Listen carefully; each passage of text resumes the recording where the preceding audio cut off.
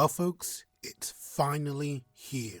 After having its existence confirmed back in August 2022, having the first teaser in February 2023, seeing the first gameplay footage in September 2023, finally dropping last month in February 2024, Side Order has finally been released. So much hype, so much waiting. People were prepared for something great, something that revives Splatoon after a ton of disappointment with the seasons. The people hungered. They were ready for something on the level of Octo expansion in terms of quality, and the fact that it was marketed as an experience that can be played over and over again. A roguelike in Splatoon. People were screaming, some were creaming. It couldn't come soon enough. And then it finally came out and it's good. That's about it. I really enjoyed my time with Side Order, but no matter how much I played and how much I enjoyed, I couldn't shake off the feeling of disappointment.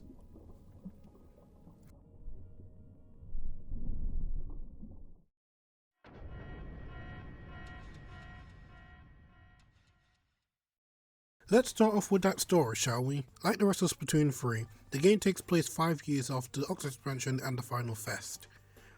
After helping free Agent 8 from the Deep Sea Metro, Marina was interested in the sanitized Octolings that gave 8 so many problems on their journey. She wanted to devise a way to return the consciousness back to them.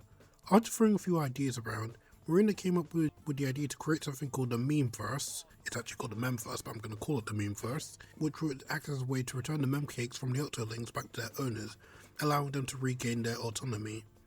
However, due to a being named Order taking over and going cuckoo for Cocoa Puffs, it used the power of the Memeverse to start forcibly connecting people to the verse in an attempt to create perfect order, and no free will.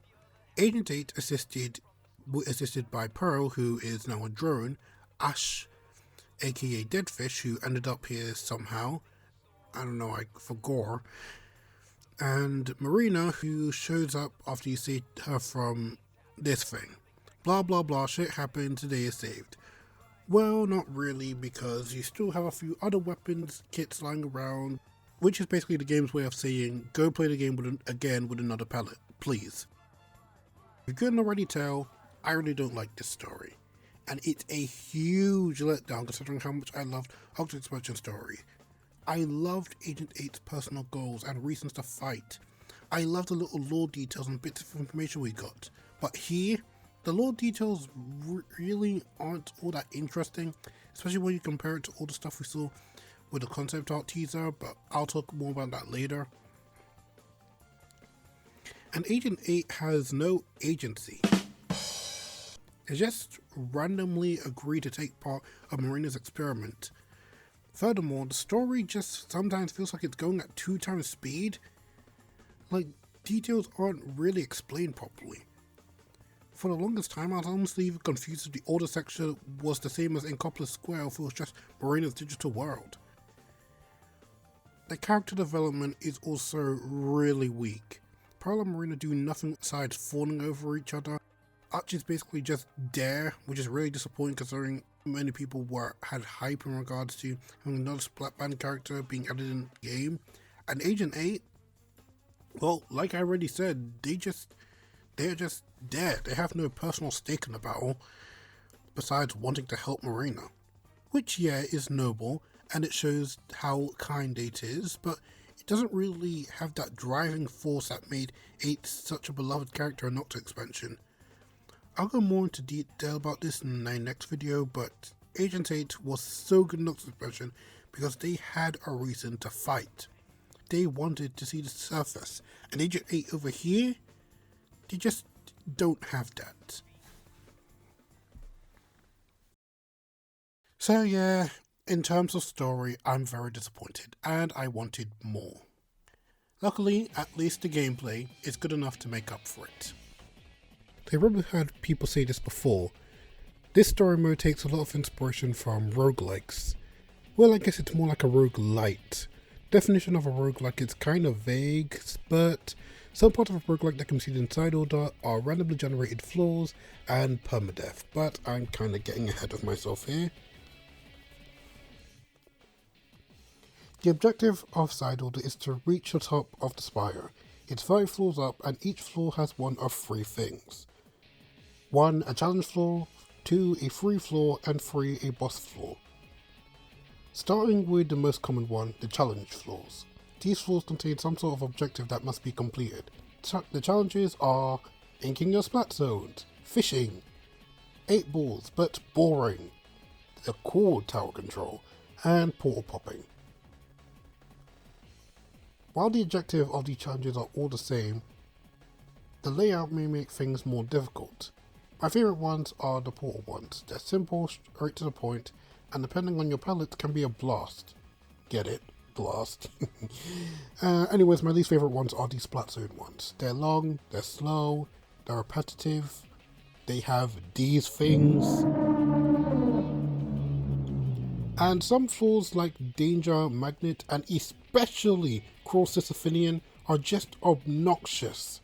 Not difficult, mind you, just obnoxious. The challenges are also divided in difficulty. There are 4 difficulty types: easy, normal, hard, and rigorous. And the higher you get, the more rigorous and hard levels you'll get. Each level also offers 1 or more palette chips, which basically act as power-ups. They can do things to make your journey easier: increase damage, increase mobility, increase range, add homing properties to your weapon. Hell, if you decide to focus on picking lucky chips or power drawing chips, you can basically play the game on autopilot, do your best Luigi impression, and win by doing absolutely nothing.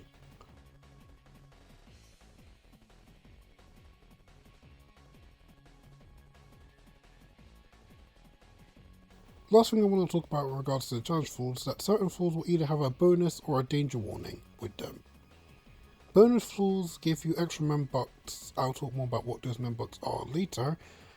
If you refrain from doing a certain thing while playing like no jumping or only using your sub weapon, you'll get more membucks. Luckily, these things are not mandatory. Danger floors, however, are a problem. These will make the floor you're on harder in some way or another, like making enemies stronger and faster, covering the ground in enemy ink, making everything darker, removing the power drone. If you try ignoring these stages in the selection, more and more danger zones will appear, so it's best to pick some early on. I really don't have any complaints against the challenge floors. They offer a lot of variety, and the ability to choose difficulty levels is nice. And having the ability to make your weapon broken as fuck is such a treat. You can make your own Grisco weapon if you play your cards right. And if you still think things are too hard, you can talk to Marina outside the tower and she'll make things easier with her hacks. This is absolutely perfect in my opinion. By giving the players the ability to add or remove hacks to make the game easier, the player has true autonomy over how they want to play, or how difficult they want things to be. Like, maybe you're a person who wants to play Crawl Sisyphinian hackless while also using worthless palette chips. And if you are that person, well, you should probably go see a therapist, but that is your choice, and I appreciate it so much. It's really nice that both little Timmy, who can't get out of rank C- in Anarchy, can have the same amount of fun in Side Order as Sexheffer69, who's always top 100 in X battles and hasn't seen sunlight since Britain was in the EU. Fun for the tryhards and fun for the casuals. Isn't that what Splatoon is all about? The challenge floors are legit some of the most fun I've ever had on Splatoon.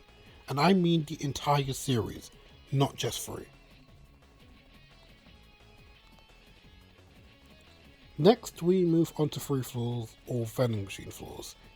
Using membucks that you get from challenges and boss floors, you can use them on this floor to get some extra chips or maybe change your sub or special weapon. And if nothing piques your interest, you can simply just leave and progress to the next floor. Pretty nice, nothing to really say. Finally, let's talk about easily the worst part of the gameplay, the bosses. Starting with my favourite one, Parallel Cannon. This is basically Baby's first girl power station. We must fight a couple of inkling looking enemies. It's not difficult in the slightest, but it's pretty fun. Asynchronous rondo is also fine. I really don't have much else to say about it. Pinging Marsicle sucks. It is so damn annoying. Chasing this thing around for ages, dealing with this wave of enemies, avoiding its rush attacks, it's just not fun. And unless I'm doing a speedrun, I always skip this boss and do a reroll whenever I come to it. Okay, so why do I think that the bosses are the worst part of the game, even though I like 2 out of the 3 of them? Well, that's the exact problem. There's only 3. Side Order prides itself on being replayable, and because of that, you expect more from every single playthrough. But in regards to the bosses, no. If you want to complete all weapon palettes, you need to fight the same bosses multiple times, which just gets boring after a while. Oh, and don't think I forgot about you, Small Mollusk. This guy's always at the end of the run, and I hate it. By the time I reached Small Mollusk on my 3rd run, I was already tired of fighting it. But if you want to do the run properly, you have to fight this motherfucker 12 times, and it never changes once. They could have at the very least made it so that Small Mollusk learns after every single fight and cancels the player based on that. I'm not asking for something on the level of the Xenomorphs and Alien Isolation, but I just think it would be nice to add a little bit of spice to every single encounter with him. I mean, that's just me. Like, I really don't know, man. I really just don't. Listen, my knowledge of roguelikes is limited, so if you know more about them, please do let me know in the comments. But I really hope other roguelikes aren't like this and they don't make you fight the same boss over and over again. Especially if they focus on being replayable.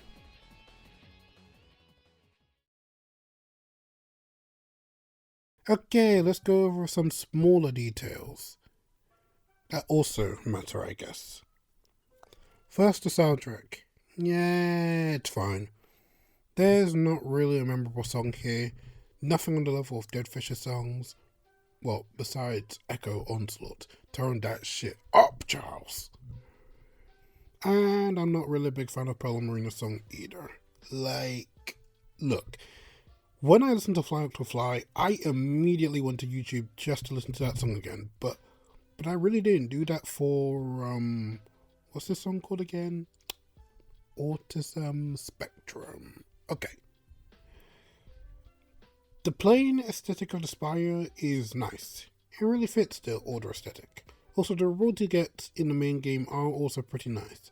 I did like the final few Marina logs, or I guess they're Arch logs, that really go into Arch and Marina's backstory. It's pretty nice. The last thing I want to talk about is the trailer for Side Order, but I really think that deserves its own video some other time in the future. All I'll say is, where's all of this, Nintendo? Please don't put concept art in your trailers, Nintendo. It gives people false expectations. Okay, to end this video off, Side Order was a good time, but it really let me down. The story felt half-baked, and the character development was even worse. While the gameplay was amazing, it's truly held back by the repetitive bosses. As such, it never truly feels like Side Order reaches its full potential, and it absolutely does not compare to the brilliant Octo Expansion, and hell, I don't even think it compares to Return of the Mammalian in my opinion. I think I'll rank it a 7.5 out of 10. Wow, I actually made a video. I apologize for disappearing on you lot for so long, but as I said in a recent community post, your boy has been fighting demons recently, and it's been difficult to focus on making videos, but it's fine, okay? Just keep up, I'll just keep up the grind, so don't you worry about me, okay? Just sit back, wait a little while longer for the next video, and as always, take care of yourselves.